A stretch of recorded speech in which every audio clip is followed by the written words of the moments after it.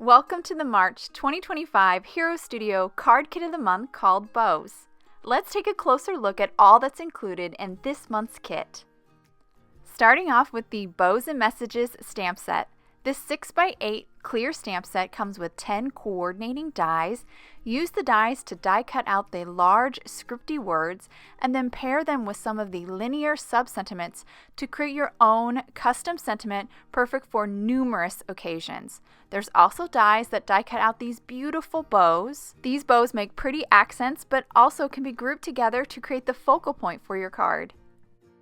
Next, we have the Bow Tag stamp set. This 4x6 clear stamp set has a large bow image, and all the sentiments are slightly curved to fit on the tails of the bow. The bow tag coordinating dies will die cut out that large bow image, but the die also includes a little notch to easily turn this bow into a tag.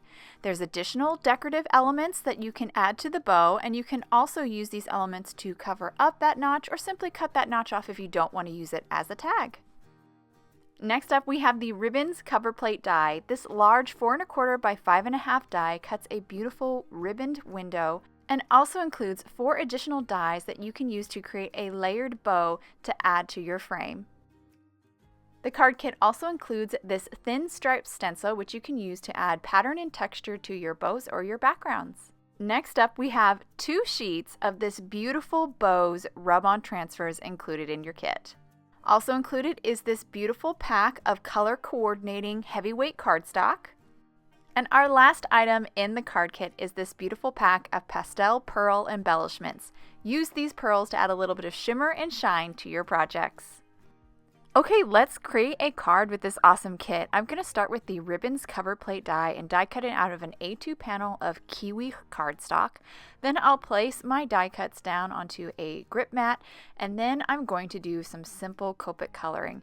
Kind of tone on tone here, taking advantage of the colored cardstock, starting with YG03, which is my light, and just kind of laying down the foundation of where my shadows are going to go, so we really create the illusion of this ribbon twisting and twirling, really amp up that three-dimensional look. After I lay down my light, I'll then grab my dark. In this case, it is G43, and I'm just adding a tiny bit to the where I kind of finished or started, I guess, rather, with that light marker. And then after I add that dark, I'll go back with my light and just kind of blend out the dark and the light, just kind of help to ease that transition. And that will finish my bow. Now I'm going to move on to the ribbon accent that's around the window of this frame. And I'm just going to do the exact same thing, kind of highlight the twists and folds of the ribbon with my Copic markers and just do some simple coloring to really create that three-dimensional look.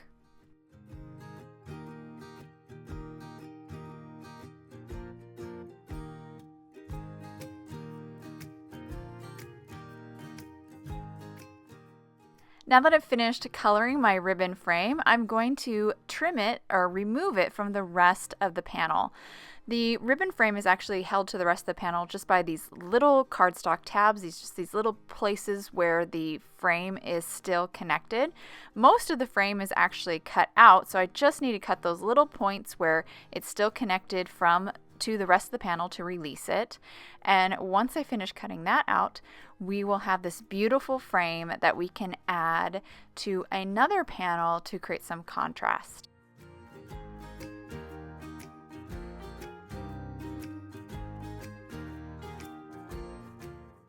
Now that I finished cutting my ribbon out, I have this beautiful ribbon frame ready to go. I went ahead and die cut an A2 panel of white cardstock with the ribbon cover plate die, and I'm now going to adhere my green ribbon right on top of this panel. This is going to have some beautiful contrast and really make that beautiful ribbon frame stand out.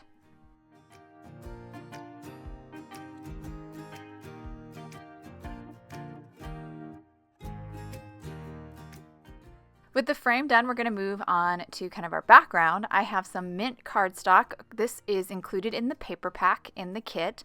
I've trimmed it down to an A2 panel, and I'm now going to place that thin stripes stencil right on top. The stripe stencil was also included in the card kit. And now I'm simply going to ink blend over this panel with some green apple core ink from Hero Arts. I do want to point out that I am ink blending left to right. Basically, I'm following the direction of the stripes. That just ensures that I get a nice, clean blend. Stripe stencils can be a little bit tricky to blend, but if you follow the direction of the stripe, that'll really help so you get some clean and crisp stripes. Now that I've finished ink blending, I went and heat set my panel because we're going to stamp our sentiment, but we're going to heat emboss, so I need to make sure my stripes are completely dry. I positioned a couple sentiments from the Bows and Messages stamp set over my panel, picked them up with my MISTI, added some anti-static powder, inked them up in Hero Arts Unicorn ink. This is my favorite ink to use if I'm going to do some white heat embossing. Dipped it into some white heat embossing powder and then heat set with my heat tool. And then we have that beautiful sentiment that matches the white panel that's going to be the front of our card. I'm going to adhere my panel down onto an A2 top folding white card base with just some liquid glue. And then for the ribbon frame, I've added some foam adhesive to the backside. I'm now just removing the backing on the foam adhesive, and then I'll stick this down to the card front. Once I get that stuck down, we have our cute little bow to create. I'm going to start by adhering the little knot center right onto the front of the bow. That just again adds a little bit of more dimension. Then I'll add some foam adhesive to the back side of the bow and to the tails of the bow. Then I'll remove the backing on the foam adhesive and start to position this bow inside my frame. I love this little accent. It's so simple but very effective with the coloring, and I love that you can kind of arrange the tails however you like so I can frame my sentiment with them. And here's the finished card. I'll hold it to the camera here so you can get a good look. I really love how it turned out. I hope you guys enjoyed this card and video. Thank you so much for joining, and we can't wait to see your creations with the March Hero Studio release.